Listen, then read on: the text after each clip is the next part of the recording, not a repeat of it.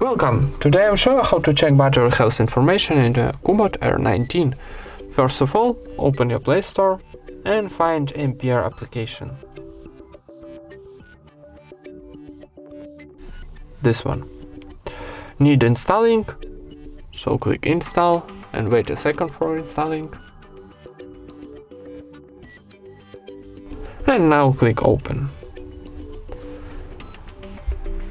Then click no thank you, close, and OK. And now need swipe on the right, and here in the second column we got our health information, so our health battery is good. And that's it. Thank you for watching, leave thumbs ups and subscribe to our channel.